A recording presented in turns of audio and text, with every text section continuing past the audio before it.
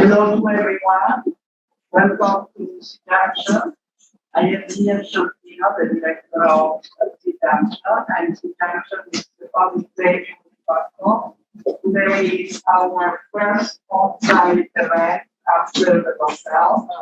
Welcome to the previous one who are here on the place. And we are very pleased to have a very distinguished panel and a very important issue on labor in Myanmar.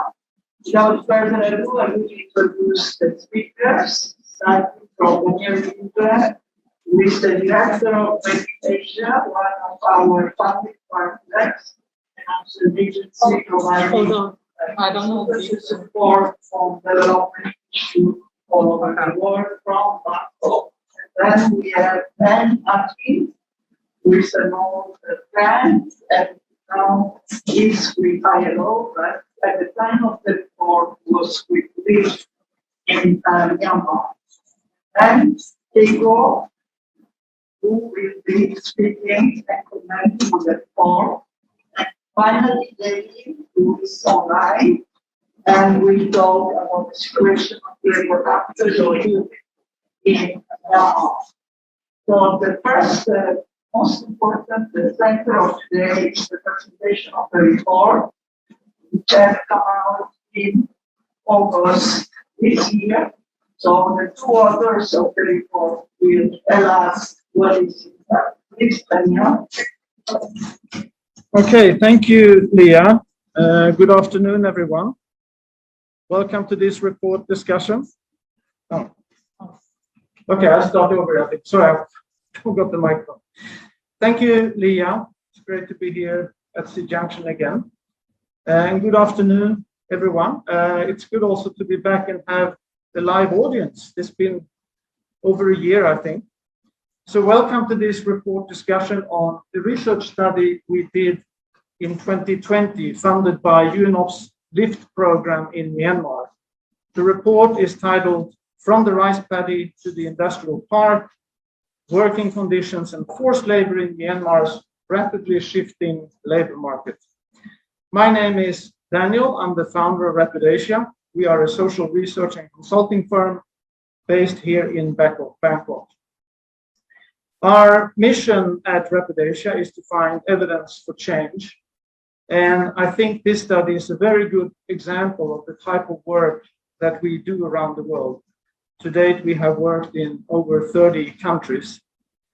This study should be viewed as a baseline where we have assessed the prevalence of forced labor and working conditions, focusing on low-skilled workers in 7 sectors across Myanmar. Apart from forced labor, the report also looks at how workers were impacted by the pandemic, which of course is a very topical issue at this time. This is the first major study in Myanmar to examine these issues in detail. And given the recent coup in Myanmar, which happened after the study was completed, this study serves as an important benchmark. And future studies will be able to determine just how far working conditions have deteriorated as a result of the coup. I will start off this presentation looking at the methodology that we used and some of the findings around internal migration, recruitment practices, and work conditions. I will then hand over to Ben here to talk about forced labor, impact of COVID-19, and access to assistance. Okay. As an introduction, I'd like to share a quote from a female domestic worker in Yangon. She said this: "Currently, I have a loan to pay off to my employer. Because my pay is low, I usually have to take an advance to cover my expenses, and later my employer deducts from my salary. This cycle seems to be repeating itself over and over again." The political and economic liberalization process that was initiated in 2010 included extensive efforts to reform Myanmar's labor governance. However, sensitivities about research on working conditions meant that few large-scale studies were undertaken to determine the impact on workers. So now, 10 years later, the reforms began. This survey of more than 2,400 workers across 6 states and regions in Myanmar aims to fill this knowledge gap. In particular, it represents the first major study examining the prevalence of forced labor in Myanmar among low-skilled workers. As such, the study provides a valuable baseline of the conditions that existed before the coup. But of course, we could not analyze the effects of the coup itself. But there are indications that many of the hard-fought gains in expanding labor protection since 2010 are now being rolled back by the military junta. Okay, before we look at the research approach, I'd like to share another quote. This is from a male construction worker in Yint state. When I had to take leave for 3 days, they threatened to dismiss me from work. I am afraid of losing the wages they owe me if I get fired, so I won't ask for leave again. So in total, we surveyed 2,410. These were all face-to-face interviews with low-skilled workers in 7 sectors. The map that you see here shows the 6 states and regions that we covered. And as you can see, it's all across Myanmar from south to north, east and west. The sampling frame was the 2018 Myanmar Forced Labor Survey, and we used sectorial quotas were applied to ensure that we had accurate representation of women and men in each of the sectors. Here's another interesting quote. This is from a female agricultural worker in Yint state. The actual tasks that have been assigned to me are different from what was agreed when I came to work at this rubber farm. I normally have to work from 7 p.m. until the next afternoon to 11 a.m. Occasionally, I have to carry out additional tasks outside of these working hours. On days like that, I do not get much sleep at all. I'm worn out physically and mentally, which has negatively affected my health. I also harm my family. It also harms my family as we cannot spend as much time together. On this slide, on the left there, you can see the sectors that we covered, the 7 sectors. Now, a lot of low-skilled workers in Myanmar, they migrate. Overall, 43% of the workers had migrated in from some other state or region. Many came from Ayeyarwady, from Mandalay, from Bago, and many other places. The sectors that attracts a lot of migrant workers is hospitality, mining, manufacturing, domestic work, and construction. Now, what is the reason that workers migrate?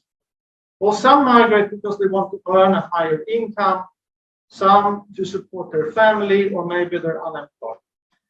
Overall, 93% of the workers migrated because of work-related reasons. So it's very much sort of labor migration that we talk about when talking about internal migration in Myanmar. Okay, we're going to talk about recruitment practices, and I want to lead off with this quote from a male miner in Pakant. I was suddenly transferred to another mining site, and I didn't know what job I would be doing there. I was also given tasks that were not included in our agreement. I'm not sure whether they paid my friend to find workers to send there, but I know that what I was paid was not what I expected. Also, he didn't tell me about the dangerous work conditions. We were also watched by the supervisor all the time, and they kept our ID cards. We were not even allowed to talk on the phone. It's not surprising, given that quote, that only 6% of workers had a formal written contract. It was a little bit better in manufacturing. We see that 32% of workers had work contracts, but in all the other sectors, contracts are more or less non-existent.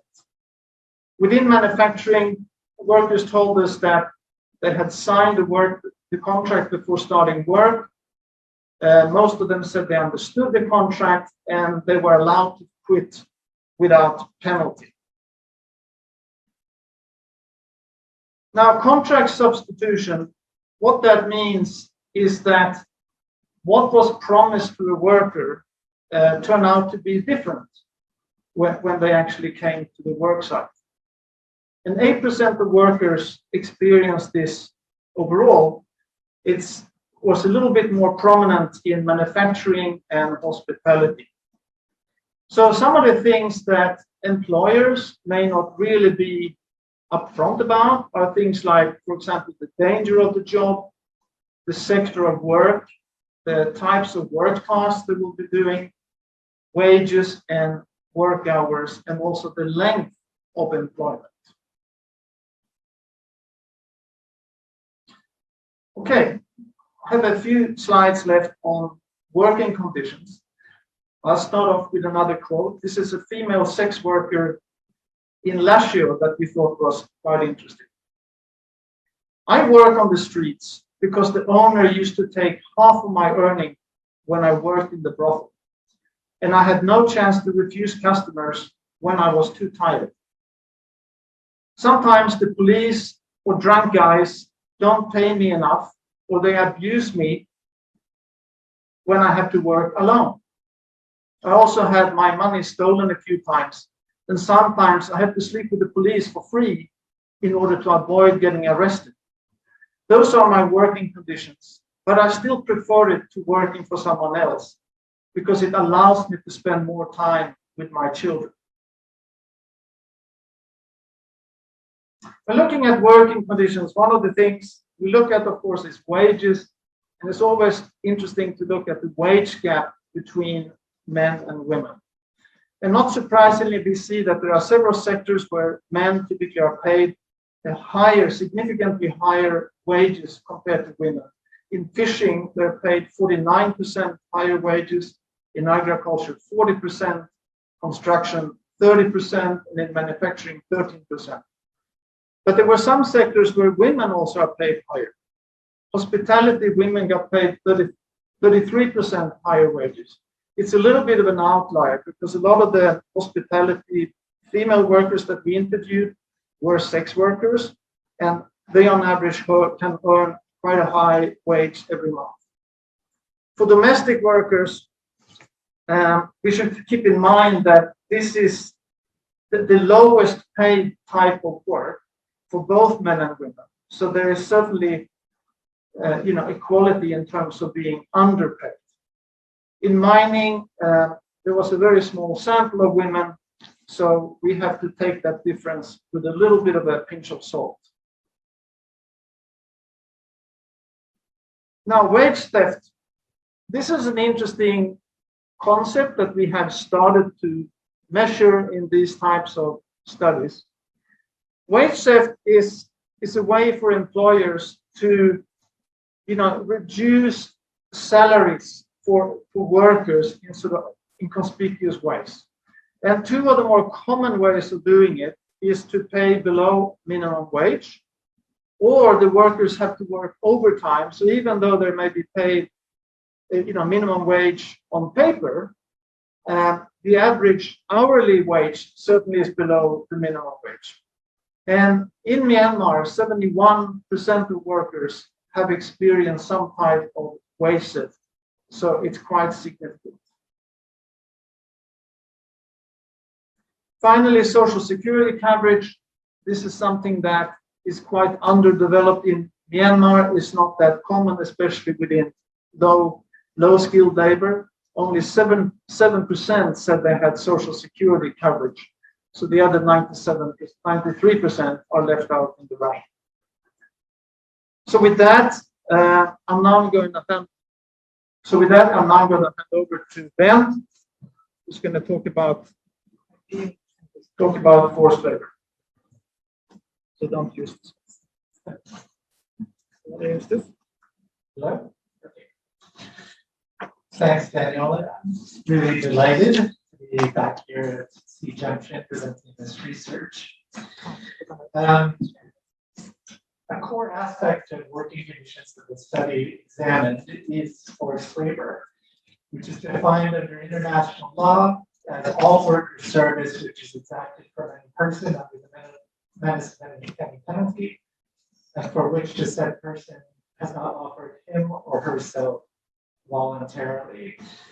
For many years, attention to issues of forced labor in Myanmar really focused on abuses committed by the military and government officials. Those practices of exacting forced labor from civilians were really supported by British colonial era laws that had not been repealed. They weren't actually repealed in Myanmar until 2012. However, more recent research has documented conditions of forced labor among workers employed in the private sector. Next slide. So to assess the prevalence of forced labor within empirical research studies, the ILO adopted new guidelines for measurement in 2018, which we applied within this research. The methodology focuses on evaluating the two elements of involuntary work and threat or menace of penalty for each survey respondent. So a case of forced labor is actually identified if both of those conditions are present within the same reference period of employment. Next slide, please. The results for the two elements of forced labor were that 63% of workers showed indications of involuntary work, and 19% showed indications of a threat or menace of penalty. This led to an overall estimate of the prevalence of forced labor at 16%. And going into the study, we did know that these were very vulnerable populations of workers. But at the same time, the finding that 1 out of every 6 workers in low-skilled employment is in a situation of forced labor must be considered a very unsettlingly high rate. Those abuses were most commonly related to having no choice but to accept extremely poor working and living conditions rather than more actively coercive employment practices. Next slide. So we looked at the profile of who was in the situation of forced labor. Workers in the construction sector at 24%, manufacturing at 22%, and the fishing industry at 19% were the most likely to be trapped in situations of forced labor. These sectors represent labor-intensive forms of work that are not adequately regulated or provided with comprehensive labor and social protections. And that really establishes a fertile environment for exploitative employment practices to occur. We also analyzed some of the geographic hotspots for labor exploitation. And what we found is that Yangon, Tanantari, and Rakhine were identified as having the highest concentration of workers in forced labor situations.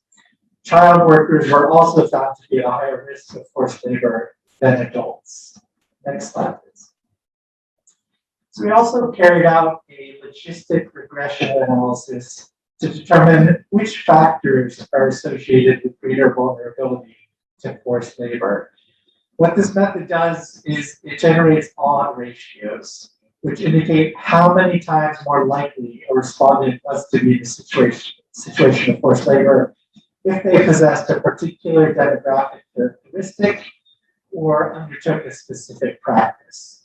What we found is that workers who had paid a recruitment fee, were employed in Yangon, or whose livelihoods had been adversely affected by COVID-19 were the most likely to experience situations of forced labor. Working in construction, being a child, having no ID, having debt also increased the risk.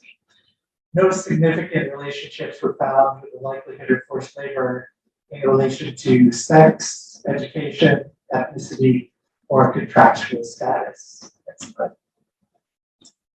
So next we looked at the impact of COVID-19 on workers in Myanmar, which we know is already very severe, even before the more recent second and third waves occurred.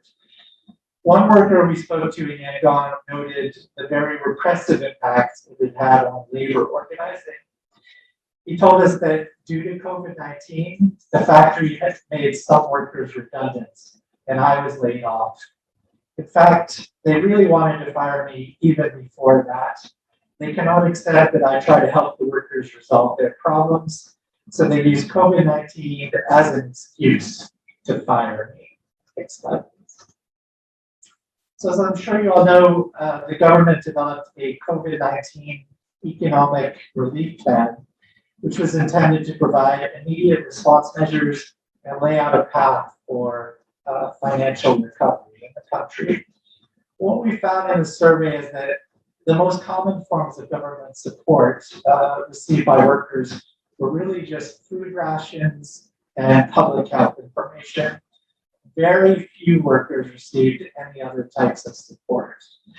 In particular, the very low proportion of workers who received cash transfers represents a significant concern, as many really should have been eligible. The findings reaffirm what previous studies have shown on the process, which is that it relied very, very heavily on the judgment of local authorities from the General Administration Division, contributing to major discrepancies in the beneficiaries that were reached. Next slide, please. So, as Daniel pointed out, a substantial gap in wages already was present prior to the pandemic. But what this bubble chart shows is that the wages of women workers have been more adversely affected by COVID-19 than men's wages. The share of income lost to COVID-19 was greater for women in most of the major sectors where they are employed, and that includes agriculture, manufacturing, and domestic work. Women employed in domestic work were the most negatively affected by COVID-19, having lost more than 2/3 of their income and already receiving the lowest average wages among workers that we surveyed. The disproportionate impact of the pandemic on women workers has been identified as a major issue of global concern, as there is a risk of reversing many of the gains made by women in achieving greater equality within the world of work in recent decades. Next slide, please. So as many of you probably know, remittances are a very important source of income for migrants' households and their communities in Myanmar, and that's particularly true for women and rural populations. However, the outbreak of COVID-19 has had an acutely negative effect on remittance flows, and that's both from migrants outside of the country, like here in Thailand, as well as those living in other areas within the country. Nearly 3/4 of the workers surveyed who had been sending remittances before COVID-19 said they had reduced the amounts that they were sending during the pandemic.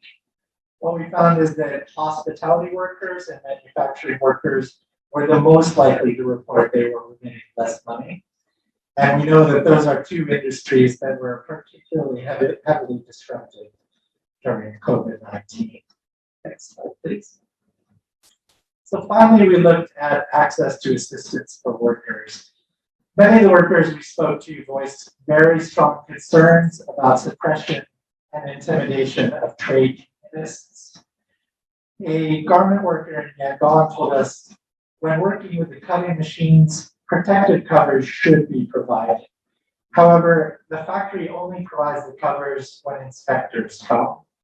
Normally, they do not allow us to use protective covers as they're concerned that it will ruin the shape of the clothing. As I'm part of the labor union at the factory, I have raised this concern to the owner. Because I fight for the rights of workers, the employer sent a group of people to beat me. If they think a worker is too strong-willed, they keep a close eye on them and try to find faults so they can fire them.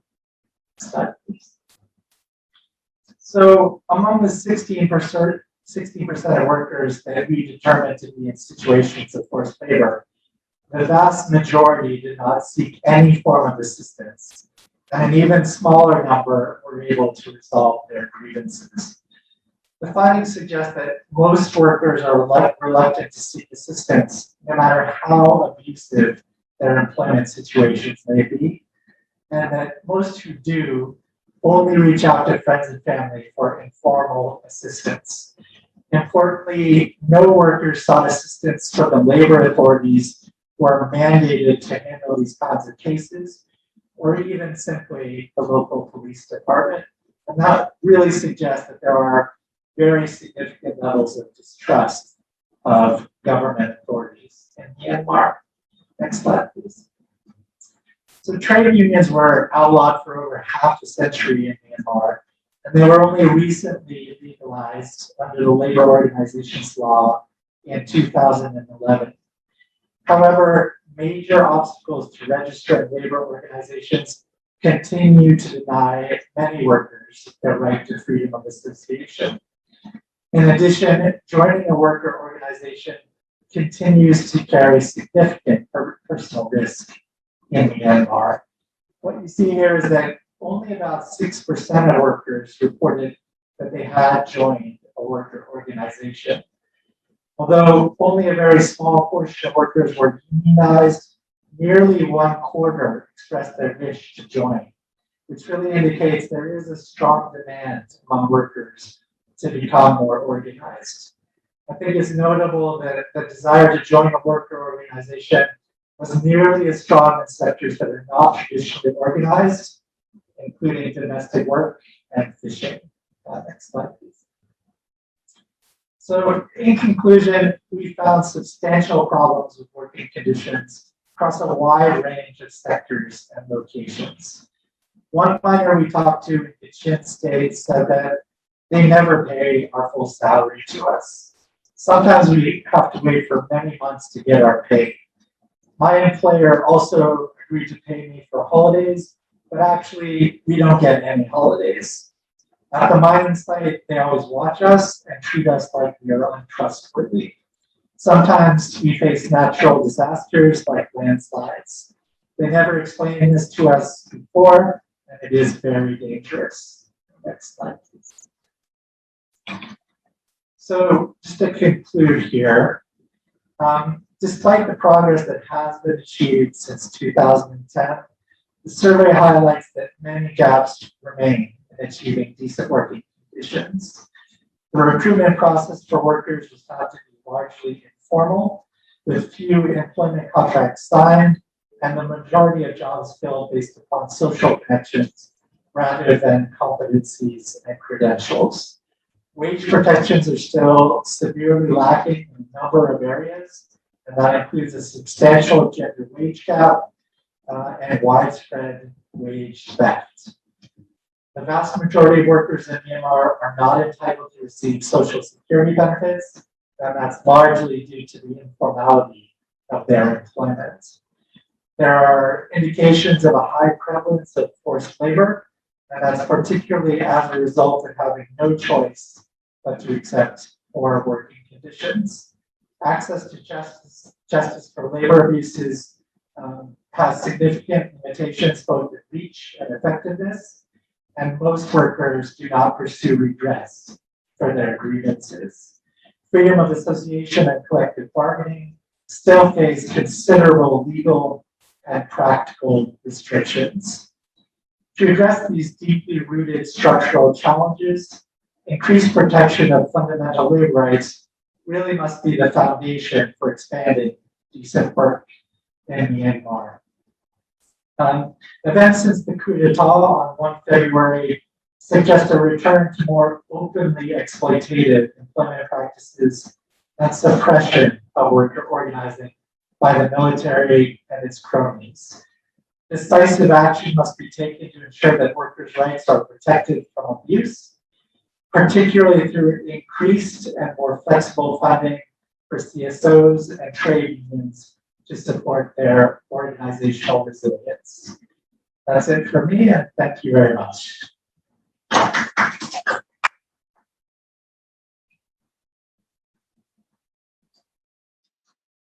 Thank you very much, both to Daniel and Glenn for this very detailed description of the report. And as you can see, the report has very important conclusions in terms of the widespread presence of forced labor in Myanmar, even people and probably now worse. Also important to note the issue of COVID, the impact of COVID and the lack of social protection, some for the most vulnerable. Some that is not only a characteristic of Myanmar, but the research I am conducting at the moment in Southeast Asia actually show that most of the countries have failed to provide comprehensive social protection to the most vulnerable, especially informal workers, but in this case also formal workers.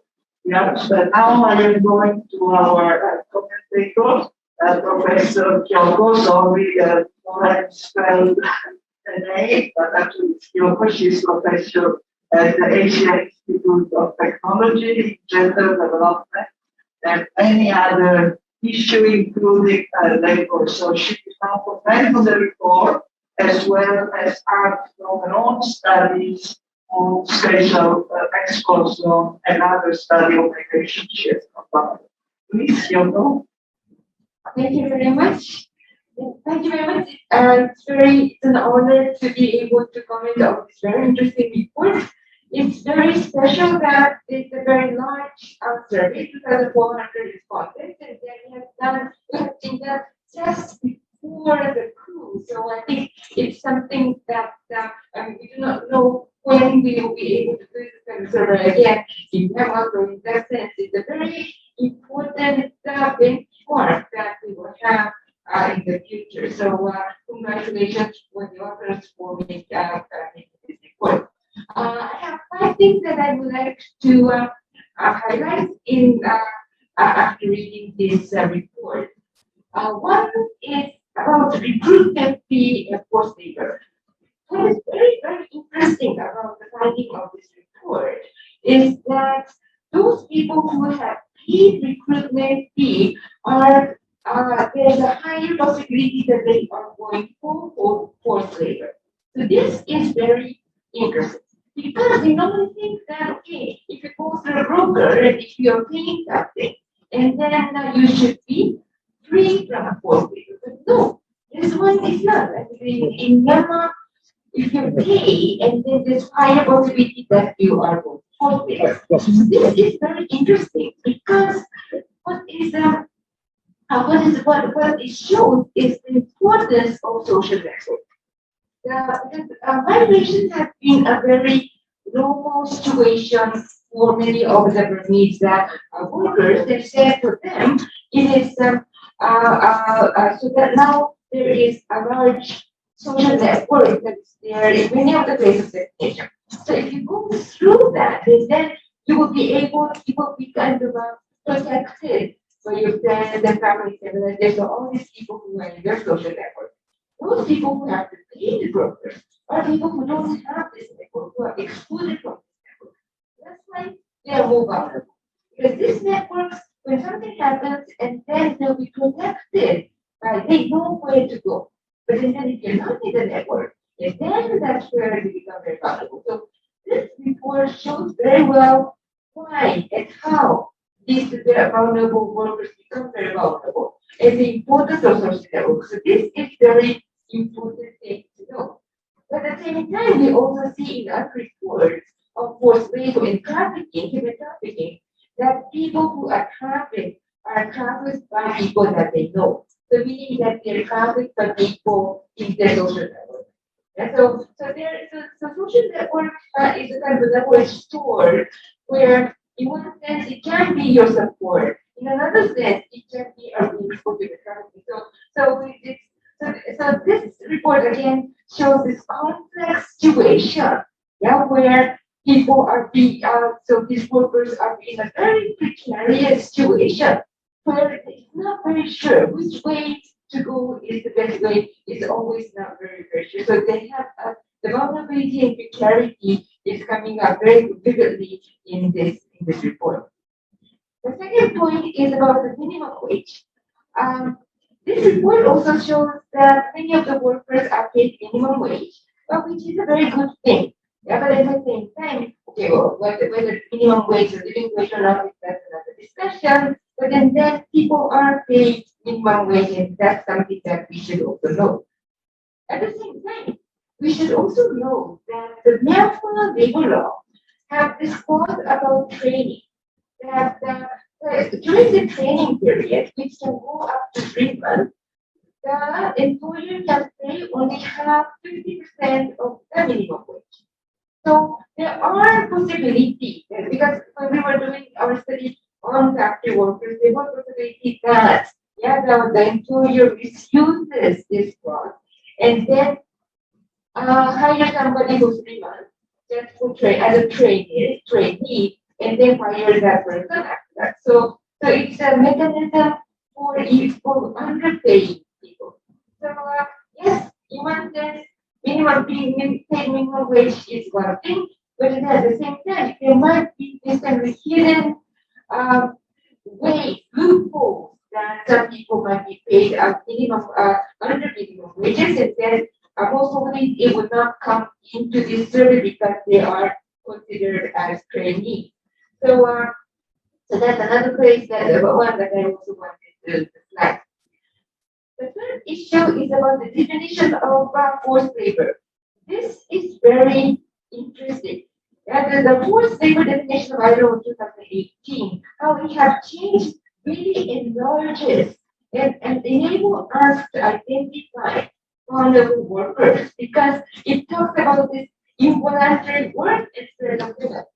So meaning that many of the informal sector workers are in this the area of forced labor, because there is always an element of forced labor in many of these group of people. And then this definition allows us to really highlight and expand people who are in this vulnerable position. So it's very common. It's very important that the report have taken this definition to identify the forced labor with this with this definition.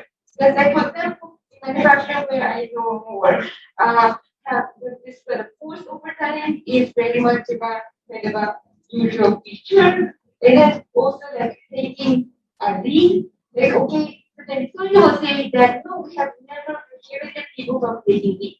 But then if you take a leave, and then you do not get the attendance allowance, because the one day not coming means that you do not come fully, so you don't get the attendance allowance. And then with this kind of minimum wage, if you don't get this kind of attendance allowance, and then you're not really having enough to eat. So they really need the attendance allowance, and then for that, they're forced to kind of come every day, even when you're sick. And so that's why, in one sense, there is this force. So with this kind of definition, we'll be able to identify that this is also force. But it be force, but then it's not the employer can always say that no, we have to enforce them. But then this definition allows us to identify that force, which is very important. So I think this is a very using this definition really. Popularizing this definition is also very important. The fourth issue that I want to talk about is about childcare and skill improvement. As we kind of always hear about under COVID, childcare, what to do with children have been a big issue. So this one, this report, because they're talking more about work itself. So the childcare issue was not included. So one thing that I also wanted to flag was that childcare, what has happened to childcare for these workers, especially when they are having low income or more unstable income, and then what they're doing. And then the children are at home, how are they looking after them? When the nurses are closed, who is looking after them are all things that we also need to explore, especially during COVID. Another issue is about the skill, it's the career development. One of the things that because the report have rightly said, the workers are very much they're not really recognized with the skills, so that's why they are paid in the minimum wage for it at all. But then what kind of skill development opportunity do we have? It's something that we have to start identifying that yes, these are vulnerable workers, these are lower skilled workers, but then yes, they are very important, the collective action is very important, but at the same time, what are we going to do? How are we going to do the career?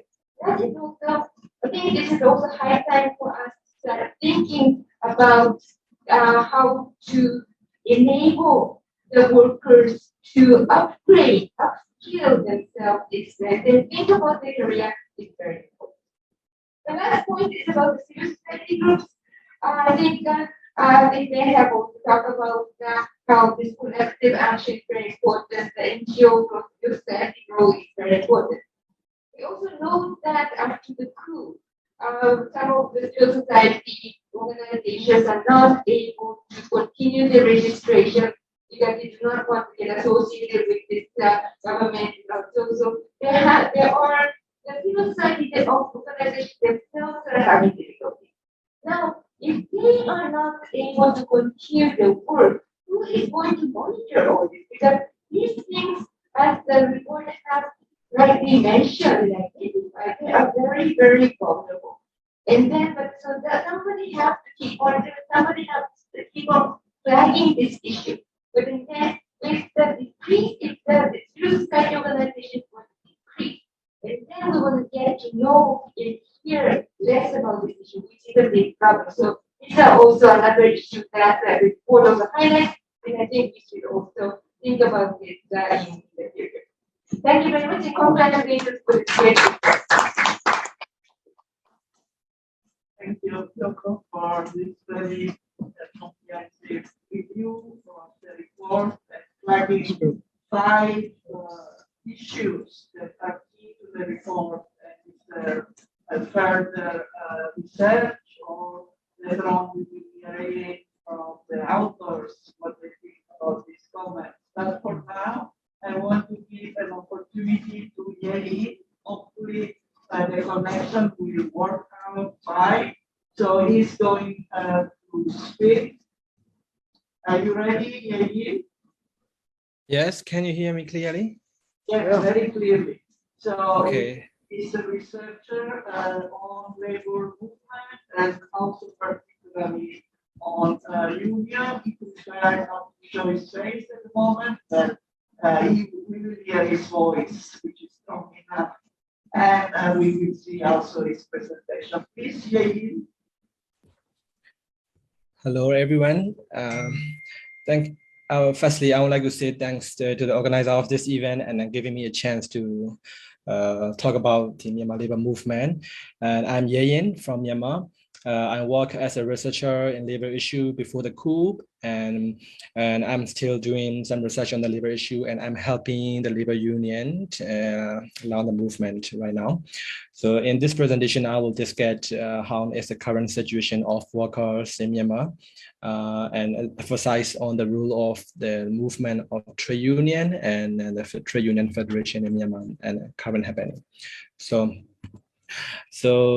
the first slide is the coup on February 1st. After the coup on February 1st, there was no mass movement before the February 6th of workers movement, but every organizations trying to announced their statements and condemned the coup, and they show against the coup, and many organizations issued a statement to condemn the coup. And labor organizations, including the Federation of General Workers Myanmar, FGWM, and other labor organizations like CTUM, Confederation of Trade Union Myanmar, issued a statement to demand the immediate release of State Councillor Dr. Aung San Suu Kyi and the other political prisoners. Before worker protests on the February 6th, workers started the campaign against military coup inside the factory on February 5. These are the kind of the wearing uniform together and singing the revolutionary songs together inside the factory, and these were the tactics of workers to demand their rights and their needs inside the factory even before the coup. At the time, workers already used the song, very famous right now. The song name is the AAGP. The present time is the meaning of the song is the present time is critical. We have to be in solidarity to fight back. And you will see in my slide the photo of the worker movement inside the factory and the photos of the workers. In some factory, these activities made the problem for factory management, and it was okay in some factory though. The tension between the employers and the workers rose immediately, and some manager called and informed police and military to handle the problem inside the factory. And also these news had been informed by the union member to the union leadership of the FGWM and other union leader. And police immediately came to this factory and searched for the union leader and asked for the names of the union leader and their personal information and their address. This was a huge problem, but later it was solved a little bit peacefully. At the night of that day, on February 5, the police came to the FGWM office too and checked the office building and its environment. Then at the time, no one was at that office, and in the middle of night, workers were contacting the meeting for the next plan in a different place, not the office. Union leader from FGWM decided to protest in the next day, and they thought that at the time the police will arrest union leader in the next day, and also the HR manager will participate with the police to arrest the union leader. So the mass movement and the following. So around 5,000 workers came from the industrial zone to the place where the middle class of the Yangongs lives, laden by the trucks and buses provided by the factory for the transportation to factory. The pressure, in some cases, the pressure driver of these buses and trucks to drive them and to the first checkpoint we call the Paddy supermarket to start their march. This was the very first mass movement and mass protests in Yangon streets, and it spread out all over the country. And since then, they demanded the abolishment of 2008 constitution and military dictatorships and immediate release of political prisoners, and also the federal democracy. They demanded that day, none of protesters had not been arrested, though police raided the house of union leader, especially workers leader from FGWM, the Federation of General Workers Myanmar, at that night. And at the night, the military council spread the rumor that was Aung San Suu Kyi was released, and many people danced on the streets at the night. And the reason why I mentioned this case here is that I just want to emphasize that the impact of this very first strike was really huge, and after that, in the next day, a lot of people are on the street of Yangon and over the countries, and yeah, so there's a reason why.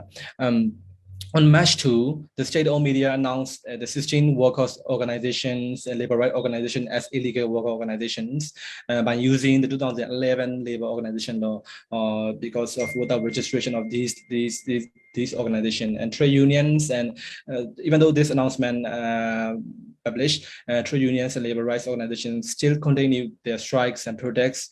On March 7 and 18, worker organizations called for the nationwide general strike for the restoration of the democracy in Myanmar, and they call for every member of the union not to go to work. And also federal unions request the workers to join the strike. Sun factory were closed because of this, and Sun factory had to agree in the bargaining with this the factory union, and workers were in the leading movement of leading role of the movement since February, and they were really active. Organized workers were also very familiar with the strike and protests, and the situation they face is very familiar, especially for the organized workers. And the strike was the tactics to receive their rights inside the workplace and inside the factory. And also Landaya and the Shubita, the township of the home of the working class in Yangon. A million of people live in these townships, and they are exits the industrial zones. Million of people joined the protests in Landaya and Shubita, and military used the civil will and future will to oppress workers. On March 14, Landaya massacre happened at the night, and security force killed more than 50 people, and in some sources said around 100 people had been killed in the brutal crackdown of military, and this was the most brutal crackdown anywhere in Myanmar since the coup. Even there were videos in the social media, the video of police and soldiers who were very happy to oppress and kill the peaceful protesters in Landaya, and especially these protesters factory workers and construction workers, and also cashier worker and CDMers. Then anti-China sentiment was raised, and because of this crackdown, and also because people thought that the China supposed the mainline coup. And one media reported that the 32 Chinese link factory were vandalized, and a number of Chinese-owned factory had been burned down. But we still don't know yet who did it, but people angry. We can see that a lot the anger of people on this thing. And State Council announced martial law on the Landaya and Shubita and other self-urban township in the South Saigon, and to control the situation then.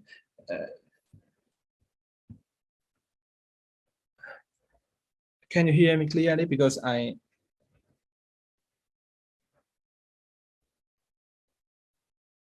Hello?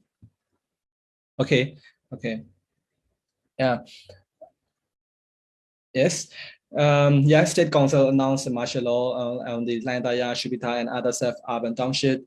Due to this, thousands of workers fled Yangon to go back to their native townships and village. A lot of workers in Landaya are migrant workers, especially internal migrant workers. You'll see the photo about the February Safe movement, and the one factory had been burned down, and the situation in the one highway road of Landaya on March 14.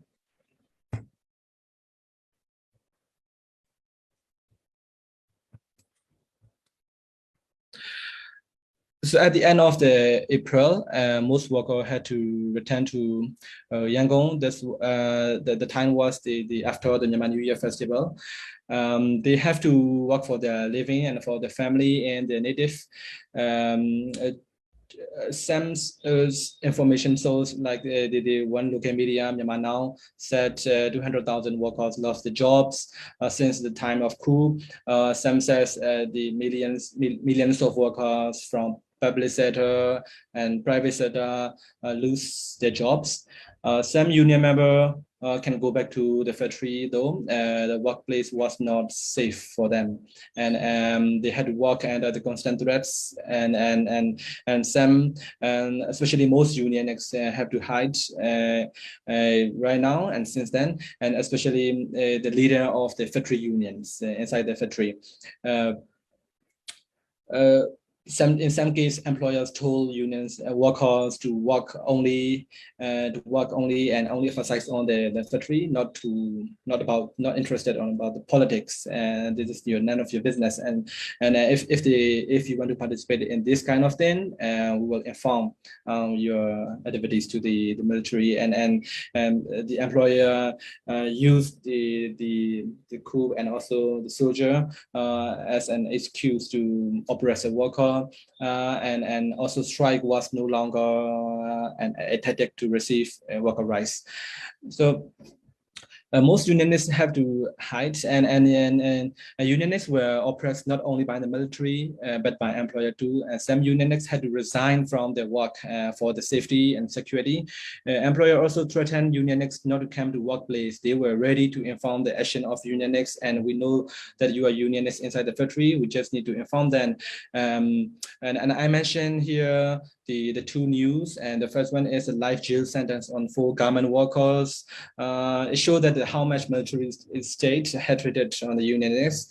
And also I mentioned another news that the soldiers killed at least 6 people, including workers, and after the factory owner calls and military. That was happened in March. Worker protested inside the factory to receive the salary of less men, and I got this news from Myanmar Now, and also some unionists from CTUM also talk about that in their call for sanction. There's right now there's no union inside the factory. And in some case, the employer bring the military in and force workers to sign the contract they don't want to sign. So this is the current situation in general, and also this is also the current situation. Workers have lost all of their rights, including their bargaining agreement before the coup and the benefit they receive before the coup. Even if they face such problem, there's no mechanism to address these labor disputes and the problems. They don't know where to go and to request the help, because a lot of the labor rights groups cannot work freely and very safely. In some factory, a forced overtime happened, and they face wage cut at the end of the month, and no one can help them to solve that problem. And workers have to work overtime, and even on Sunday, official holiday in Myanmar, though, they operates force workers to work on Sunday. If worker refuse, they will lose a job, and also right now unemployment rate is really high right now. And factory management also reduce the workers' benefits, especially which is the changing their status from permanent worker to daily wages worker. The daily wages right now is the 3,600 Myanmar chess, but officially 4,800 though. Daily wages worker is like an inexperienced worker, and they only give 3,600. And so in US dollar, 1.93 US dollar, the current daily wages in Myanmar, it definitely is not enough for worker. Even legal rights received by workers had been abandoned. And one worker says the new Ministry of Labor. Right now no Ministry of Labor, but Ministry of Employers, and so this is the one worker from Plastic factory told me, and the dismissal without compensation is occur frequently and every part of the interdisciplinary zones in Myanmar.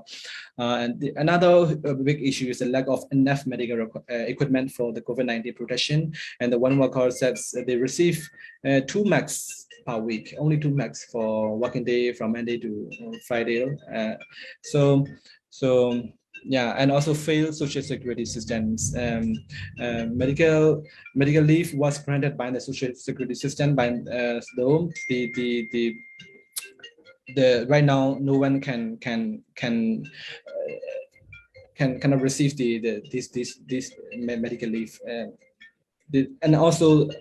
But on the other hand, employers are still cutting the social security, some percentage of their wage for the social security. So right now, this is the last slide of my presentation. The Labor Alliance groups call for the comprehensive economic sanction, and this is the really hot topic right now. And on October 15, the call and also ABFDU and FGWM announced their statement to stop all operation in Myanmar on September 3. So Labor Alliance is a group of workers organization established around the time of COVID-19 first wave in Myanmar to solve the problem of workers, and they reunited and they established again and after the coup, and they work together for the revolution. Especially the idea behind the CES, the comprehensive economic sanction, is to win the revolution in a short term and to avoid the long-term fight. And in the statement of the FGWM and ABFDU, they said for the future with dignity. They all said that they understand the consequences of this call, but workers' organization, including us, wanted. So I'm quoted when one of the worker told me that when I asked him, what do you think about the sanction, and he told me that I cannot do anything even though I know my workers' right had been violated. The present problem needs to be end quickly. If it is a way they can solve quickly, I would choose it. He meant that the option is the comprehensive economic sanction. Now, I don't know very much though. So yeah, this is the idea behind the sanction. So this is, thank you so much for your time.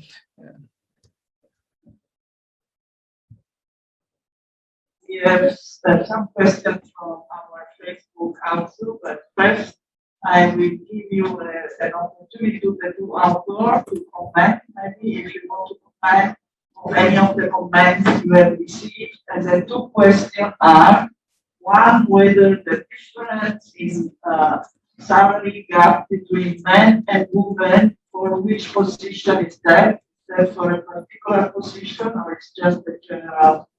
So how you measure that for which position? And the second one, what are ordinary garment workers thinking about the possibility of sanction to the garment industry? When it was done previously, it had a very serious implication with many women ending up in poverty. So this is two questions we have received from Facebook. Later on, I will open to people here, please.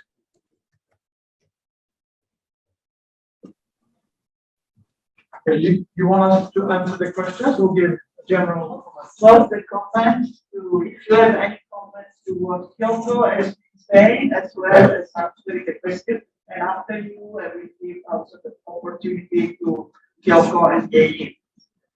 Okay.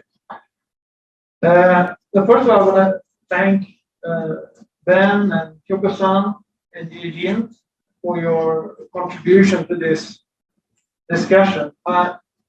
It pleases me. I mean, this was not an easy study to do. It's quite a challenging study for, I think, three reasons. One, it's in Myanmar, so you have the security situation going around, interviewing 2,400 workers face to face in all corners of the country. That's one big challenge. The other challenge was that the study was done just as COVID-19 started to pick up in Myanmar. So that was another thing that we had to deal with on a sort of day-to-day basis.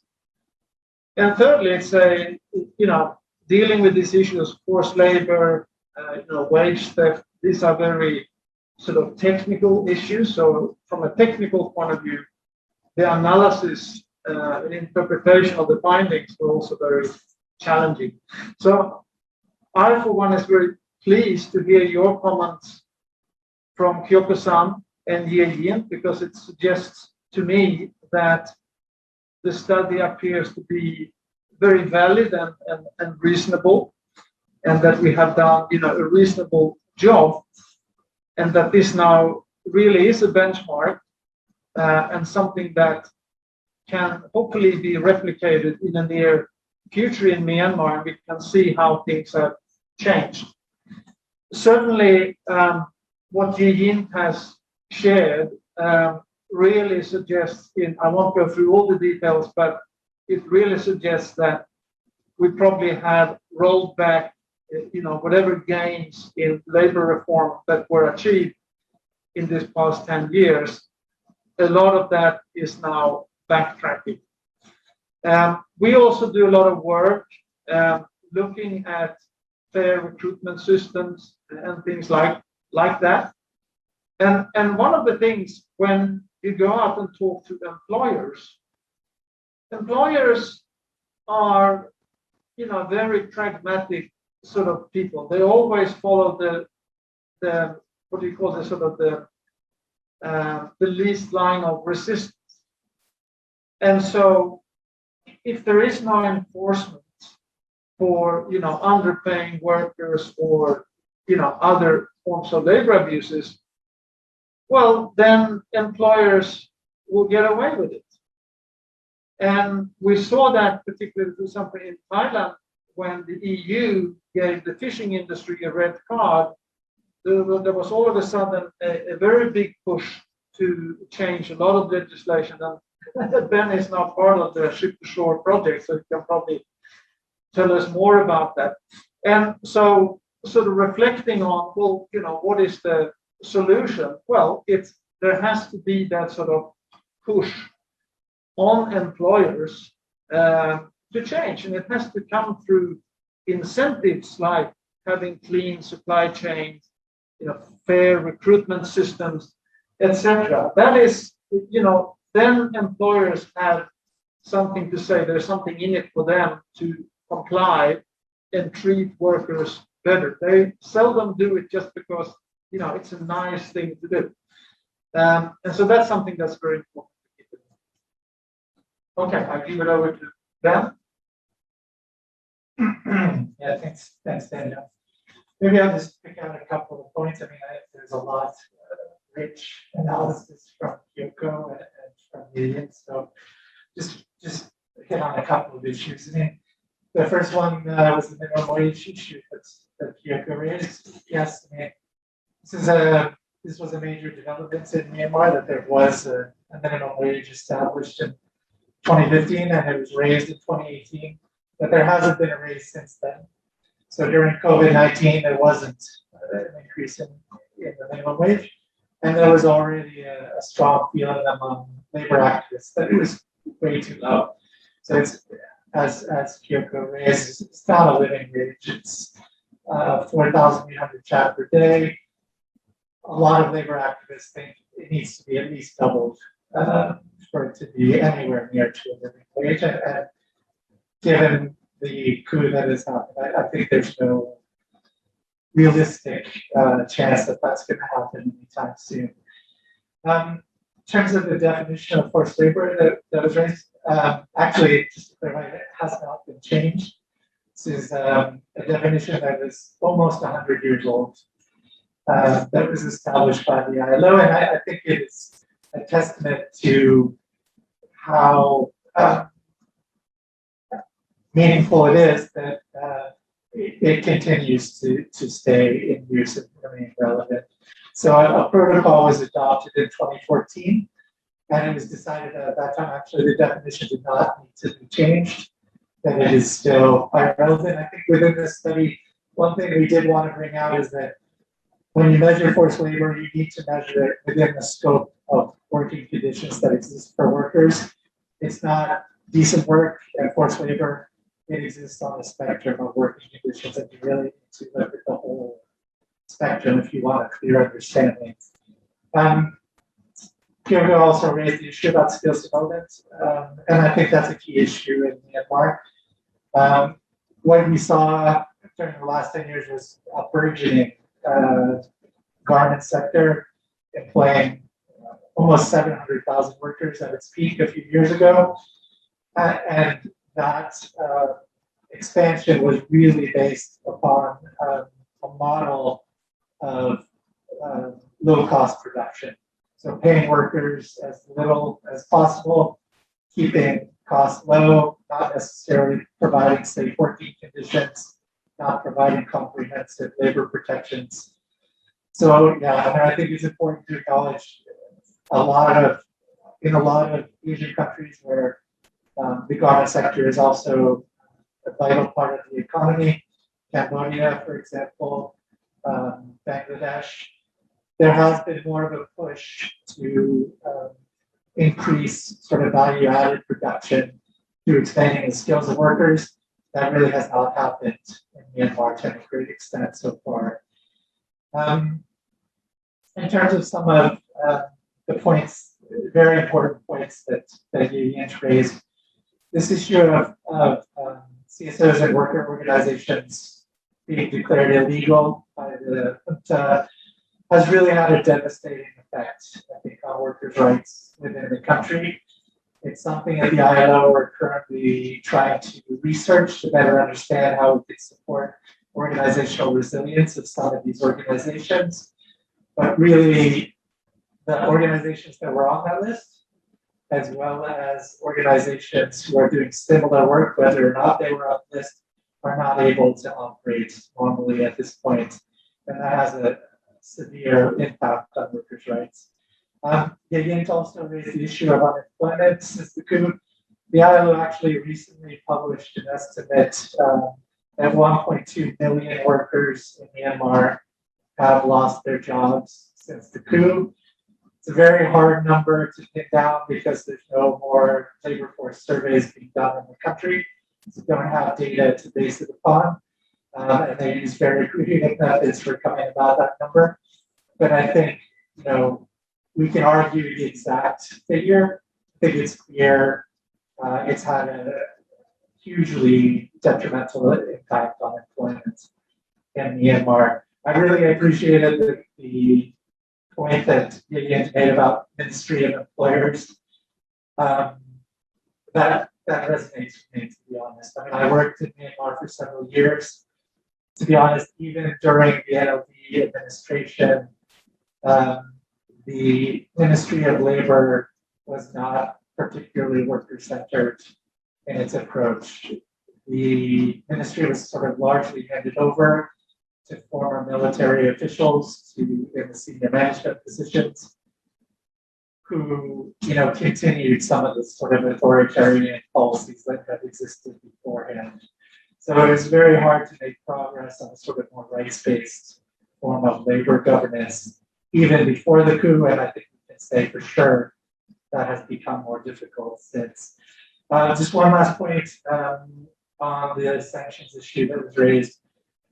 This is a very difficult one, and I know there are very strong feelings within some of the major trade unions that you should just have a very comprehensive set of sanctions and level the economy, and that's the only way that the junta will respond to international pressure. I think it's a very difficult thing. Of course, that will mean hundreds of thousands of more workers will lose their jobs. Many of those are vulnerable women migrants in the garment sector in particular, who really can't afford not to have an income. From my perspective, we need to listen to the voice of workers, for sure. But yeah, I think it needs to be a very sort of careful and calculated response to what is going on. I'm a little concerned as sort of blanket sanctions maybe create more problems than are being fixed by them. We don't know, in fact, if that would even change this situation in terms of military rule in itself, because the junta frankly has many different revenue streams that would not be affected by that. Maybe I'll stop there. Thanks. There was a question about the gender gap. Yeah. I think I can answer the first one, maybe Ben can answer the second one. So in terms of the salary gap and the position, so keep in mind this study was with low skilled workers, which means they're the workers at the bottom. So they are, basic labor. So it's not supervisors, managers, and workers like that. It's really the basic labor that we are talking about. I think the man already answered. I asked Yint whether he has anything to add on this issue of labor of the sanction, whether you know anything how ordinary workers in the garment industry feel about eventual sanction. I should stress at the moment no one wants to have blanket sanctions. We are talking about targeted sanctions. This is what people mostly talk about. But the question is indeed, if you have any idea of the garment workers themselves, how they think about that, if there are sanctions to the garment industry. Yint, you have anything to share? Sorry, I can't hear very clearly the question. So can you please repeat what the different mic, because your mic is not directly linked to mine. The question is whether what is the view of ordinary garment workers towards possible sanction to the garment industry? What they think? They agree with that or they don't agree? Do you know anything about it? You mean the workers inside the factory wants it or not? Yes, the workers themselves. Okay, so two things, because it is the different opinions I had. The one is the one worker told me that even it is sure they will lost their job. We want it if it's definitely the only way to solve the problem quickly, because we need to solve the problem quickly. So this is the one thing. And another worker also answered me in one interview I conducted. We are ready to support the movement, and we are ready to do everything, but we don't want to lose our job. So like for me and in my opinion, I think in general we can say that the two different workforce, like organized workers and unorganized workers, and organized workers are very familiar with the rights, and they have the conscience on their for the rights. And on the other hand, the unorganized workers most of the time these workers are busy with how can I say, the organized workers are more familiar with their rights and they're more militant. So most unorganized worker will talk that like we don't want to lose our jobs. On the other hand, but like the CTUM and FGWM. And especially FGWM is the worker union organized with the rank and file worker inside the factory. So we have to, like, on the other hand, we have to listen and respect the decision of the leadership of this federation. But on the other hand, non-member of this federation will have a preference on the targeted sanction. When I say they don't want to lose their job simply. Yeah. Thank you. So I will ask whether there is a question. Do you have a question?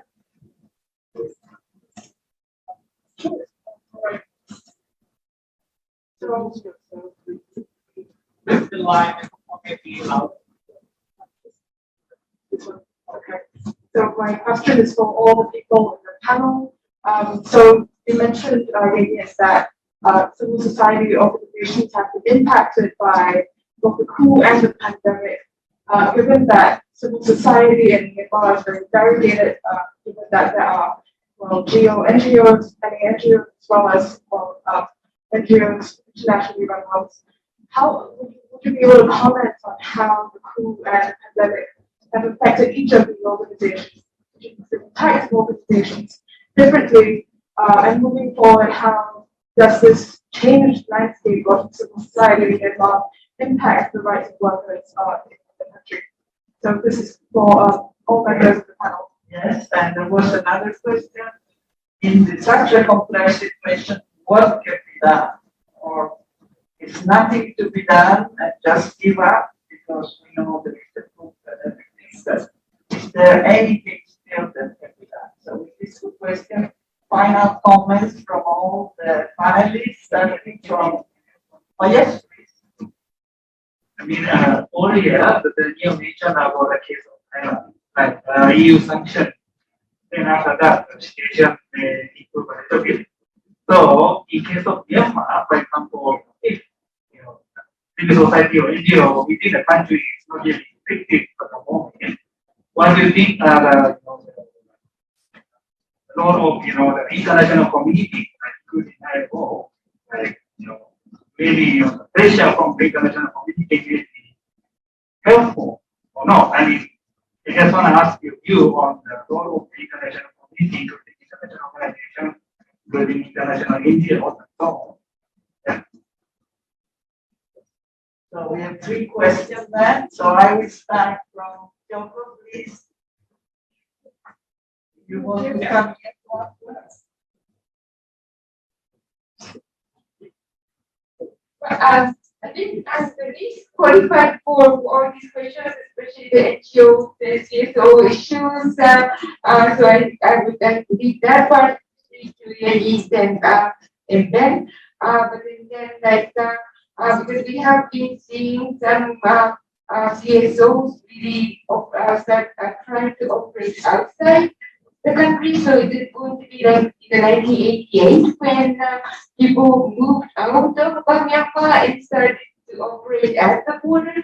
Are we going to go back to that, or are we going to have other ways? So it's a big question. I also would very much like to know, like Ben and Daniel say, comment some perspective on that.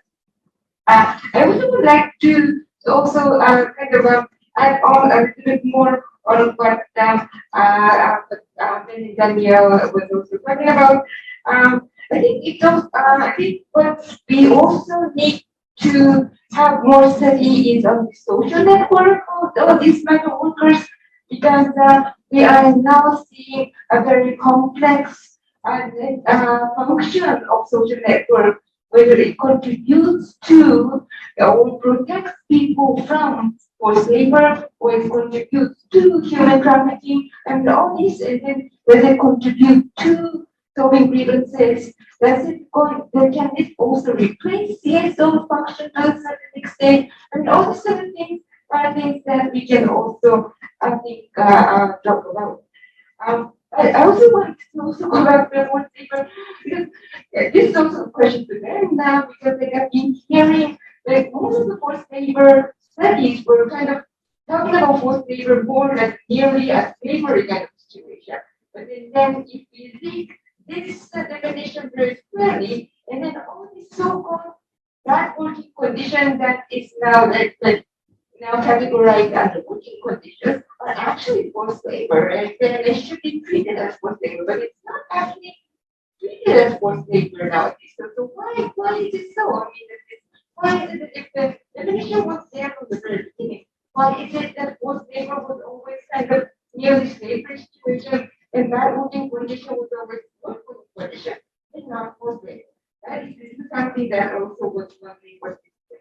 And one of the about what Daniel was saying was very important of governance, that employers, if the governance is right, the employers, most of the employers would try to comply.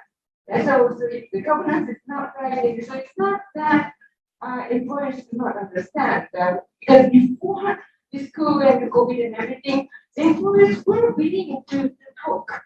Yeah, in some employers, yeah, but not all of them. But they were, then some employers are willing. So it's not, so I think it's very important to know that it's not, the governance, the whole system, the regulation of the governance is the system, the environment is quite important that we make sure that it's right, so that the employers would also be able to comply, not that all the employers want to exploit the workers. And then I think that that's something that we do need to also consider from the governance perspective.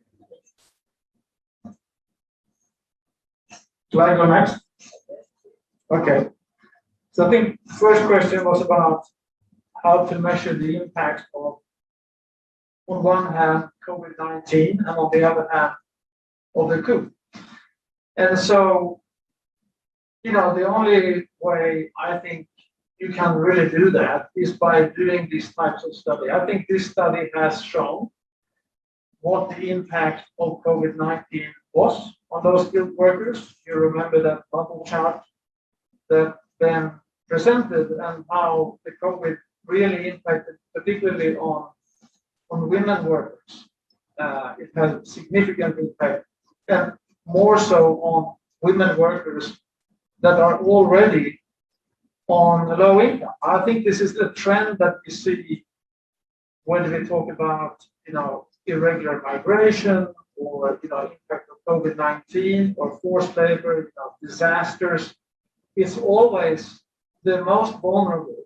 They're always exponentially more impacted because they don't have the safety nets and access to, assistance that other workers may have. And so it's like a double whammy every time that something happens. So what we couldn't answer to this study is the impact of the coup.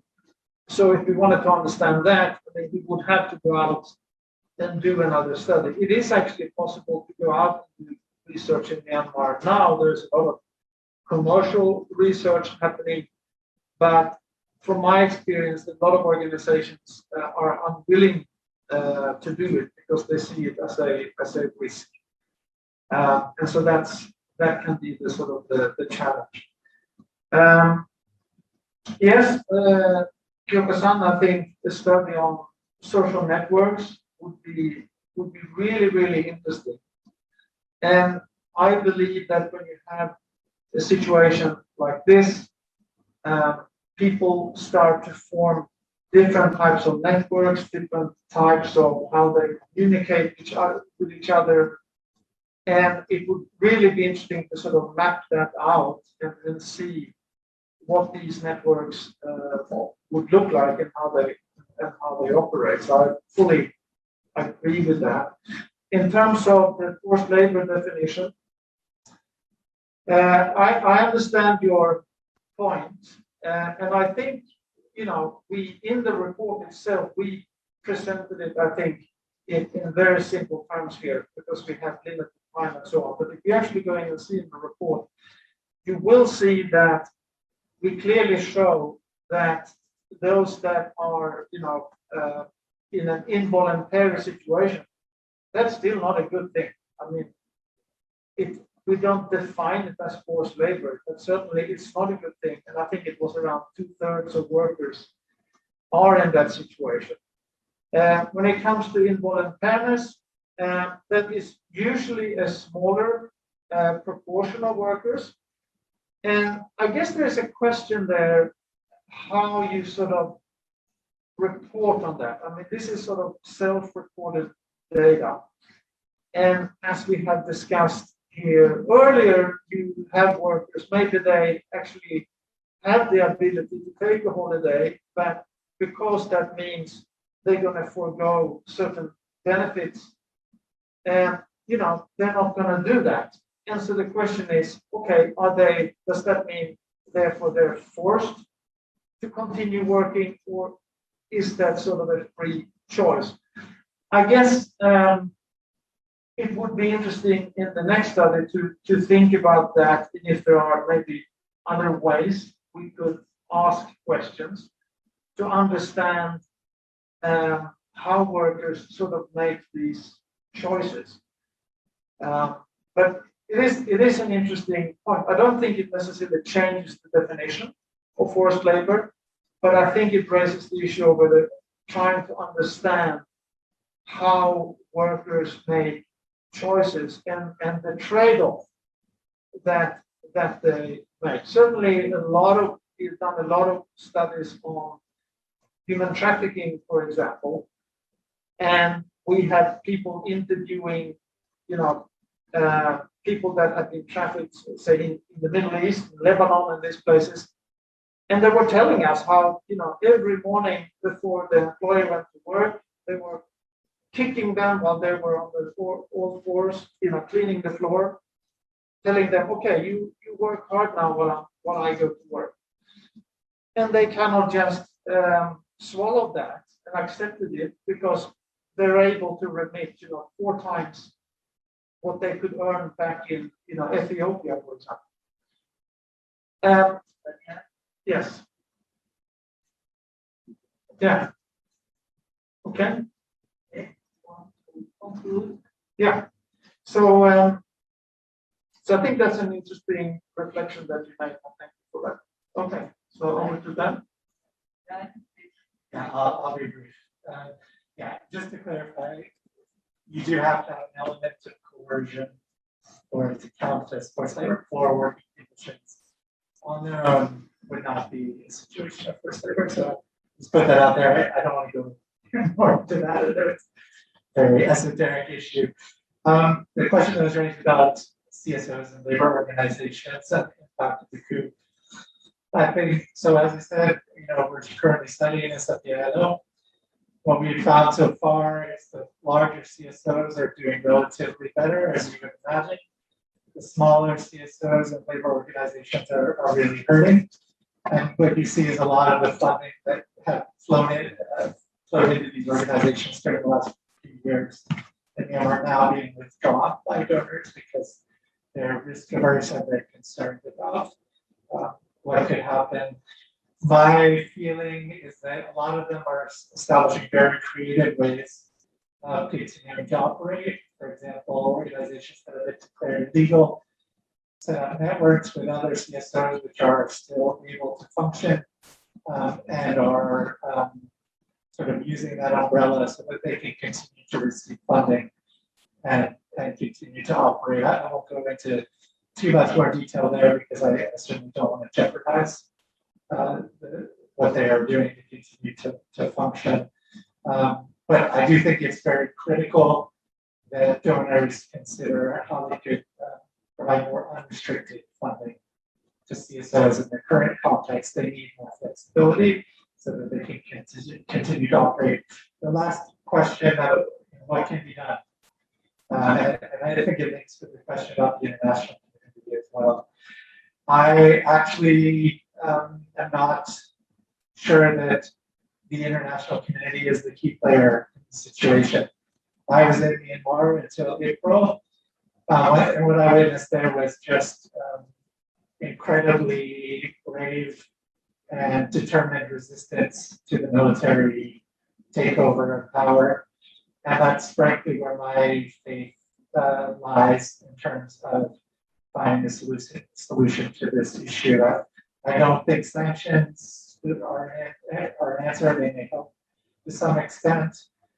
I think it largely comes down to what the people of Myanmar decide to do to resist the coup. And so far, of course, they've been very strongly resisting it. I do have to say, although these are dark times at the moment, I think there really is a lot of reason for optimism. I just cannot believe that the current generation in Myanmar who are fighting back are going to give in the situation. I think most people feel like they will keep fighting to the end. And I think that speaks to some hope that the situation will eventually get better. Thank you. Thank you very much. And last but not least, Yint, you want to comment your final words? Yes. Yes. Any final words? Yeah, like okay. I will try. I just want to share my opinion and what can be done for international community to help the current movement inside the country. I think two things. The first one is the international community and people from international. Please support the people and also like especially now people in Myanmar choose start the defensive the resistance and to defense because the military used the brutal force to kill the every peaceful protester and everyone who demanded their rights. So please like follow what is happening right now in Myanmar, and continue their support to do the resistance against the military coup, and also like enforce the government, need to enforce the government to shut down the business and relation with the military business in Myanmar, and it is really important right now. And yeah, this is what I think. And thank you so much for your time. Thank you very much. And unfortunately, we are already over our time. I think this has been a very interesting discussion. So I thank you all the speakers, Kyoko and Daniel and Ben and Yint. Unfortunately, you cannot be with us, but still we were able to listen to your thoughts. I think this is a very important issue before the coup, even more after the coup. And as you say, it's very important that critical voice, NGOs, CSO, and all kinds of study also are done to ensure that there is enforcement. This maybe the words has not been used, but I will use besides incentives. It's very important that those are enforced, even if law is still not sufficient to fully protect. At least if enforcement is there, there will be some minimal protection to the workers question. So these are issues that are crucially important for Myanmar, but also for the entire region. So we will continue to devote attention to this issue, follow up series. Also, I want to inform of our next event related to Myanmar. There will be a photo exhibition on women on the front lines, because also in the labor sector, women are, of course, what has been called the garment industry, mostly are women, but we have seen in all the protests that women are really being on the front line with incredible risk, including gender risk in the sense of sexual violence, LGBT and women have been particularly exposed to this horrible form of violence. So there will be the exhibition on the 23rd of October, and then we will have two events about the role of social science in the COVID response in Thailand as well as in Southeast Asia. Again, related to the topic of today about the impacts of COVID and what social science has done or not done to better understand this impact. So I invite you all to continue to follow us once more. Thank you very much. This event has been possible because of Rapid Asia and also the generous contribution of our funding partner, Harkins. So thank you again for the support. And with this, see you next time. We have some snacks and coffee for you outside. Thank you.